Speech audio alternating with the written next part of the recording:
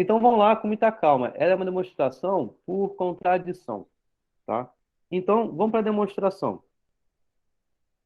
Você vai tomar um grafo com essa quantidade de vértices, beleza? Porque o que eu quero provar é que qualquer grafo com essa quantidade satisfaz o que eu quero,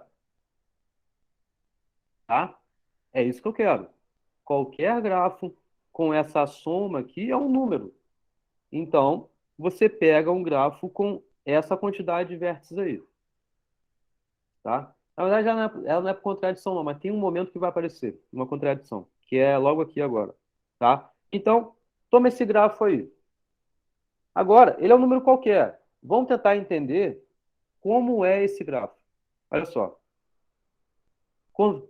Toma um vértice desse grafo V. E a gente vai provar que existem esses dois casos em relação a esse vértice, que são dois casos até meio estranhos, mas olha só. O primeiro caso é que V ele não é adjacente a um conjunto de tamanho pelo menos R de K L menos 1. O outro caso é que V é adjacente a um conjunto T de tamanho pelo menos R de K menos 1 L, tá? Então, eu quero argumentar que em relação a um vértice aí que você tome, ele vai satisfazer o caso um ou o caso 2. Ou seja, ele não vai ser adjacente a pelo menos essa quantidade, ou ele vai ser adjacente a pelo menos essa quantidade. Isso é o que eu quero provar. Uma coisa que eu quero levar vocês a entenderem é, pô, por que que ele está falando essa demonstração aqui desses dois casos estranhos, né? Porque um, você está falando sobre ele não ser adjacente a uma quantidade estranha, e o outro está falando dele ser adjacente a uma outra quantidade estranha. E a gente vai entender isso por quê já já. Depois que vocês entenderem que de fato são esses dois casos que existem. Um desses dois casos que existe. Tá? Porque é justamente o que você quer é concluir que você vai ter um macrídeo de tamanho K ou um independente de tamanho L.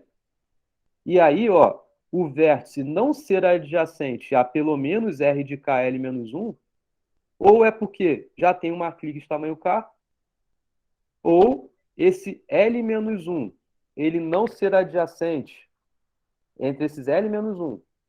E além disso, você põe o vértice V, que também não é adjacente a essa quantidade, então você aumentou o seu conjunto de tamanho L. É mais ou menos por conta dessa ideia. E a mesma coisa em relação a ser adjacente, você eventualmente aumentar uma unidade do tamanho da sua clique. Mas vamos pausar um pouquinho no para que isso serve. Vamos voltar e entender que, de fato, ocorre um desses dois casos. Ou seja, eu quero provar que o caso um ocorre ou o caso 2 ocorre. Tá? E aí vamos pensar no contrário, aí está falando da contradição. Então, supõe que o que ocorre não seja essa união, mas é a negação da união que ocorre. Concordo que isso aqui é uma união, né? É esse caso ou este caso. Então, vamos supor que não ocorra essa união. Se não ocorre a união, o que ocorre então? Ocorre a negação do primeiro caso e ocorre a negação do segundo caso. Entendem por quê?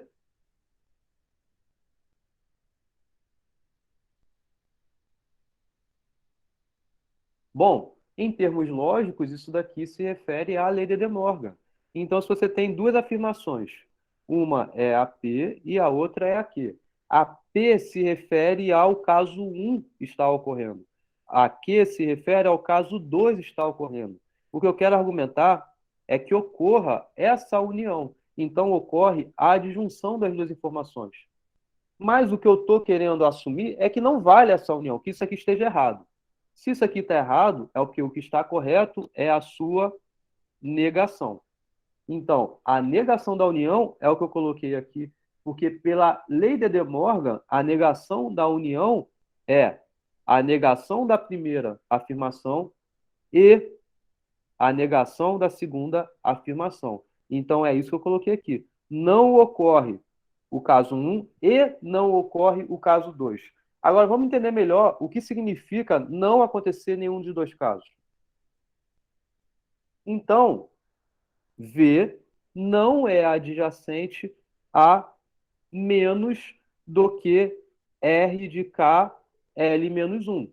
Ou seja, V não é adjacente a um conjunto S de tamanho menor ou igual R de K, L menos 1. Porque o que vale, então, na negação é justamente ele não ser vizinho a uma quantidade menor do que isso que está aqui.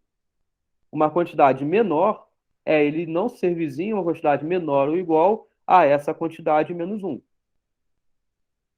E a mesma coisa em relação ao outro. V é adjacente a um conjunto T menor ou igual a essa quantidade que está aqui, menos 1. Então, a gente está falando aqui sobre um vértice e falando sobre a não vizinhança dele no grafo, que é esse que está aqui, e falando sobre a vizinhança dele no grafo. Essas duas coisas que a gente está falando. Vamos continuar. Então, V não ser vizinho a S significa V ser vizinho a S no grafo complementar. Veja, eu tomei um grafo G, nele eu peguei um grafo V. Agora, eu estava falando sobre uma não vizinhança de V. A não vizinhança de V, que é esse S, é uma vizinhança de V em G complementar. Então, a vizinhança de V no seu grafo complementar, ok? Tem o tamanho de S. Porque o conjunto dos não vizinhos do V no grafo G é exatamente o conjunto dos vizinhos de V no grafo complementar de G. E mais, a vizinhança de V no grafo G é exatamente o tamanho de T, né? Porque T é justamente o conjunto dos adjacentes de V, ok? Então, como que é essa soma aqui? Utilizando o que a gente acabou de supor, né? E conseguir argumentar também, né? A vizinhança de V no grafo complementar é a não vizinhança de V no grafo G, que é exatamente o tamanho de S. Então, esse tamanho aqui, né, é o tamanho de S, que é menor ou igual a R de K de L menos 1 menos 1, mais a vizinhança de V. A vizinhança de V é exatamente o tamanho de T, que é menor ou igual do que R de K menos 1L menos 1. Agora, é isso que a gente encontrou. Aqui já tem uma contradição em relação a essa negação que a gente tomou, porque olha só, vamos continuar. Fazendo as contas, né? Essa soma, então, é R de K L menos 1 mais R de K menos 1 L menos 2, porque é menos 1, menos 2 aqui, tá? Agora, olha só, essa soma é menor ou igual a essa expressão. Agora, vamos entender o que significa essa expressão aqui, certo? Olha só, quantos vértices você tem no grafo ao remover o vértice V? Vocês concordam que é exatamente o pessoal que é vizinho ao vértice V, união ao pessoal que não é vizinho ao vértice V, né? Porque você tem um grafo aqui com vários vértices. Você pode particionar esse conjunto em dois. Você tem os vizinhos de V e você tem os não vizinhos de V, certo? Então, a quantidade de vértices do grafo é qual? É o conjunto dos vizinhos de V, união o conjunto dos que não são vizinhos ao V. Então, é essa união. Essa união ela é disjunta, porque você não tem um vértice que é vizinho de V e não é vizinho de V. Ou seja, a interseção é vazia. Então, a soma, ou seja, a soma desses dois conjuntos, do tamanho desses dois conjuntos, dá justamente a cardinalidade da união desses dois conjuntos, que dá exatamente a quantidade de vértices que você tem no grafo menos um. Porque você tem quantos vértices no grafo? Um outro jeito de você chegar nessa conta é esse que está aqui. É, é a quantidade de vértices que tem no grafo menos um, porque você não tem um V ali dentro. E como é que dá essa soma? Bom, a gente tomou um grafo que tinha essa quantidade de vértices. R de K, L menos um, mais R de K menos um, L. É a quantidade de vértices que você tem no grafo. Removendo o vértice V, então você fica com aquela soma menos um. Porém, você acabou de argumentar que essa soma é menor ou igual a R de KL menos um mais R de K menos um L menos 2. Então tá errado isso daqui. Então, foi errado você supor que não satisfazia uma dessas duas condições. Então, tá errado você ter negado essa disjunção. Ou seja, é porque o que está correto é essa disjunção. Então, é porque o que ocorre é V não ser vizinho a pelo menos R de K, L menos um, ou o V ser vizinho a pelo menos R de K menos um L. Uma observação, essa demonstração que eu estou fazendo aqui, se vocês forem olhar no Bond-Murt, ele fala em uma linha de que de fato ocorrem esses dois casos e pronto. O porquê é isso que eu estou destrinchando aqui. Tá legal? Então, tá claro que a gente conseguiu provar que é o caso 1 que ocorre ou é o caso 2 que ocorre. Beleza? Dando continuidade a isso, porque o que eu fiz foi uma pausa no que eu estava seguindo a demonstração para demonstrar uma outra coisa que era necessário para argumentar os dois casos que existem.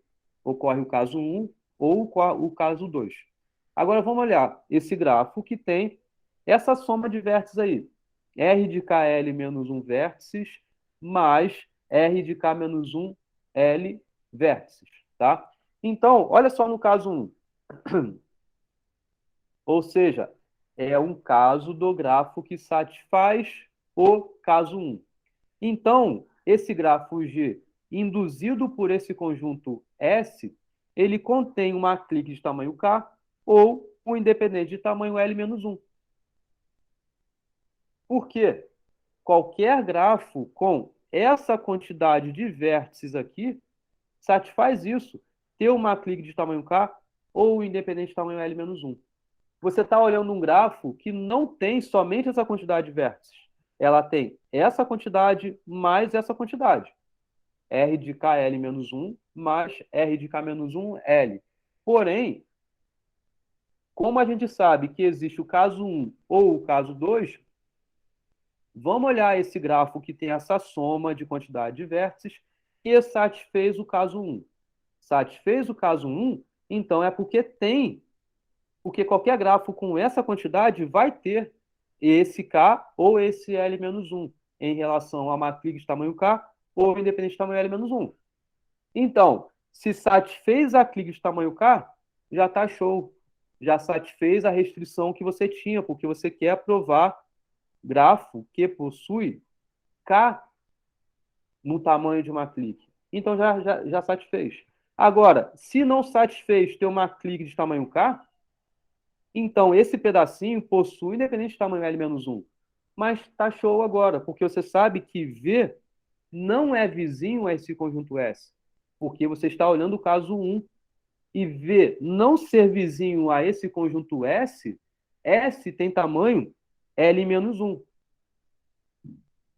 em relação a um conjunto independente. Tem um conjunto independente de tamanho L menos 1. Agora, no grafo, você ainda tem esse conjunto independente de tamanho L menos 1 e você ainda tem esse vértice V que está lá no grafo que não é vizinho a esse conjunto S. Então, você aumentou em uma unidade o conjunto dependente. Então, você tem um conjunto dependente de tamanho L. Agora, olhando o segundo caso, que é você ter esse vértice V, que ele é vizinho àquela quantidade, pelo menos aquela quantidade, né? Aquela quantidade R de K menos 1 L. Ele é vizinho a essa quantidade. Então, o que que acontece? Tem uma clique de tamanho K menos 1 nessa quantidade de vértices aqui, R de K menos 1 L. Quando você olha juntamente com o vértice V do grafo e induz o vértice V juntamente nesse conjunto T, se no conjunto T, ali você estava olhando uma clique de tamanho K-1, quando você tem agora induzido por V também, você vai ter uma clique de tamanho K. Agora, se você estava olhando um caso em que você estava com independente de tamanho L, nesse conjunto aí, né? De R de K-1 L. Você vai ter casos que satisfazem isso. Tem o independente de tamanho L. Você continua tendo independente de tamanho L no seu grafo genérico aí, no seu grafo maior G. Entenderam? Então, está provado que qualquer grafo que possua essa quantidade de vértices aqui, ela vai ter uma clique de tamanho K ou independente de tamanho L. Porque tomando o vértice arbitrário aí, você recai em um desses dois casos, nesse ou nesse. Um vértice arbitrário, né, que no caso satisfaça essa quantidade de vértices. É isso. Legal?